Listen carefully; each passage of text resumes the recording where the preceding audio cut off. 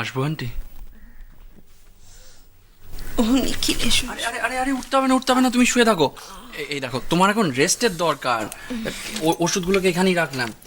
আর এই হলো কাকার গাড়ির চাবি, রইলো এখানে।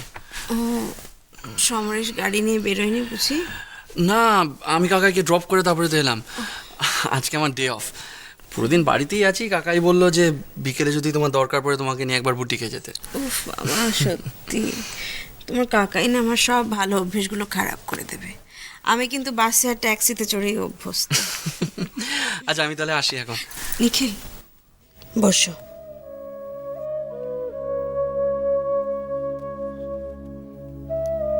এখন নিশ্চয়ই মৌরির উপর আর রাগ নেই?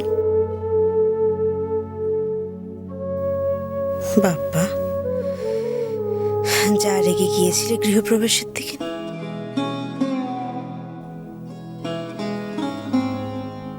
রাগ কমেছে?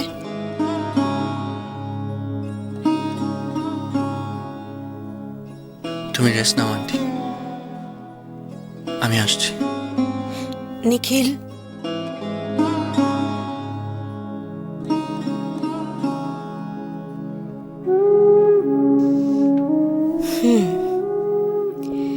কিছুই তার মানে ঠিক হয়নি কেন নিখিল?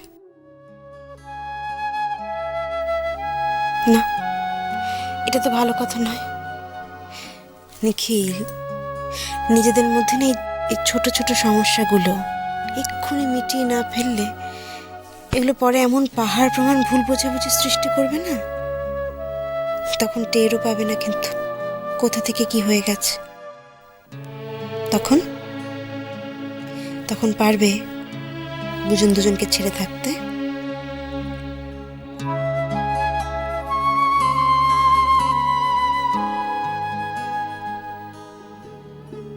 না আন্টি, আমি পারবো না ওকে ছাড়া থাকতে। বুঝলাম,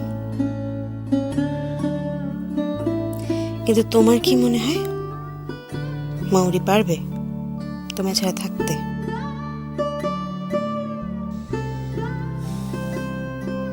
নিখিল, তোমাদের দুজনের মধ্যে না বাইরের কোনো সমস্যা এনো না, ঢুকতেই দিও না। তোমরা দুজন দুজনকে ভালোবাসো, সুখী থাকার জন্য এই বিশ্বাস, এই এই আস্থাটুকুই কি যথেষ্ট নয় নিখিল? হুম?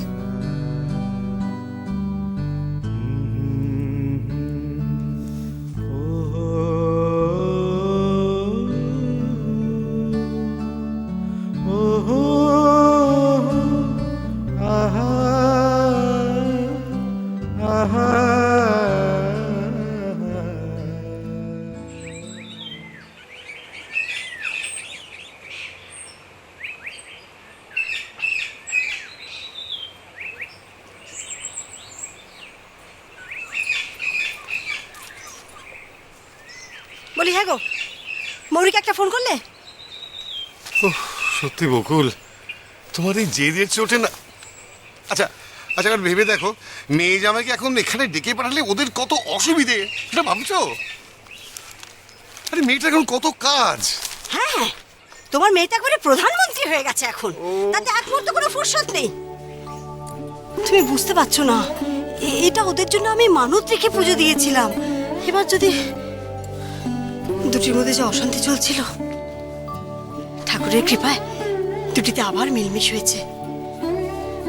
এখন এই মানতের পুজোটা দিয়ে দিতে হবে, তুমি জানো?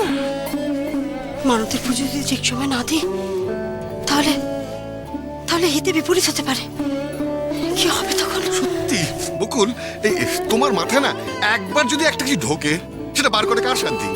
হ্যাঁ, আরে বাবা, মেয়েটার নাচের অনুষ্ঠানটা হয়ে যাক না, তারপরে দেখো, তারপরে মেয়েটা এলে পরে কি হবে, নিশ্চিন্তে হেসে খেলে কদিন থাকবে। না রে বাবা না, আমি তো বলছি না ওদের অনেক দিন সেখানে থাকতে। আমি খালি বলছি দুটো দিনের জন্য দুটিতে মিলে এখানে আসুক, এসে পুজো দিক।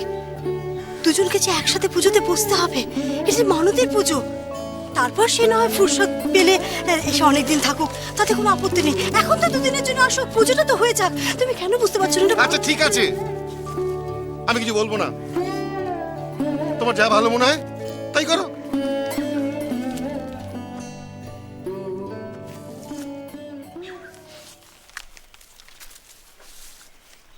ও বকুল, ফোনটা কি এখনই করবে?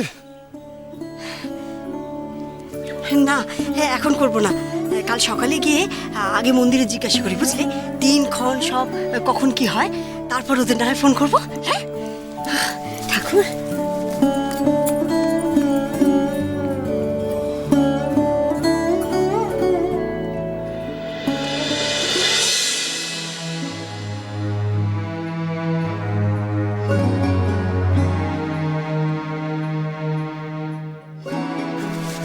শুধু বউটাকে কাছে পাই না, সব জিনিস পাই, বউটাকে পাই না। বউটাকে পেলে হতো। আচ্ছা বলো কি চাও? আমি তো আছি এখন তোমার কাছে। কাল আমি যেখানে যেতে বলবো যাবে, কোনো প্রশ্ন করবে না, মুখ বুজে যাবে, চুপচাপ যাবে। রাজি? ওকে ডান।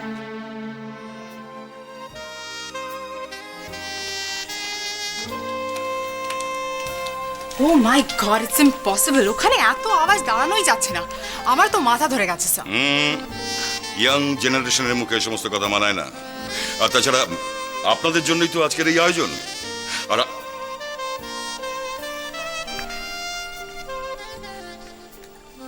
নলিনী, আপনারও কি ভালো লাগছে না?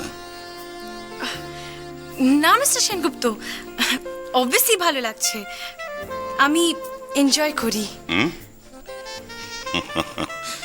সরি টু সে, আপনাকে দেখে তো মনে হচ্ছে না আপনি এনজয় করছেন। এনিওয়ে, আপনার হাজবেন্ড কোথায়?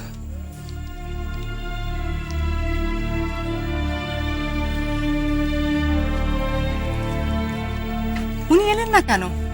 আসলে তো ভালোই লাগতো। I wish he had come. আমি ওকে বারণ করেছি আসতে। In fact mister Sengupta, you have to excuse me now. বিজনেসের কথা তো হয়ে গেছে, আর যাদের যাদের সাথে দেখা করা ছিল সেটাও হয়ে গেছে। তুমি ডিনার করে যাও Nalini. No thank you. Nalini, বাড়ি যাওয়ার জন্য এত তাড়া কিসের? অ্যাকচুয়ালি আজ আমার হাজবেন্ডের সাথে বেরোনোর কথা ছিল, কিন্তু এই পার্টিটার জন্য সেটা সম্ভব হয়নি। এখন যদি আমি তাড়াতাড়ি ফিরি তো ওর সাথে অন্তত ডিনারটা করতে পারবো।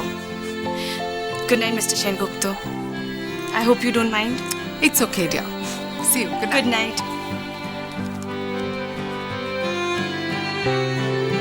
বাই।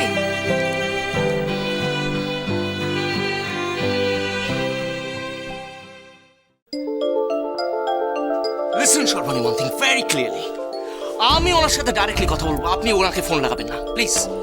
শুনুন, আমি ওকে ফোন করছি, স্পিকার ফোন অন করে ফোন করছি। গো অ্যাহেড, যত তাড়াতাড়ি সম্ভব। ডিসকাস্টিং।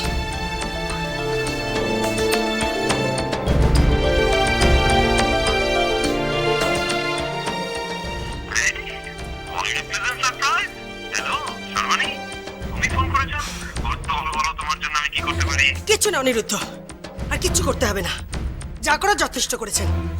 আপনি যেভাবে আমাকে অপমান করেছেন, যেভাবে একটা আনপ্লেজেন্ট সারপ্রাইজ দিয়েছেন, তার জন্য আমি আপনাকে কখনো ক্ষমা করব না। এই আপনাকে আমি বন্ধু ভাবতাম। ছি অনিরুদ্ধ, ছি।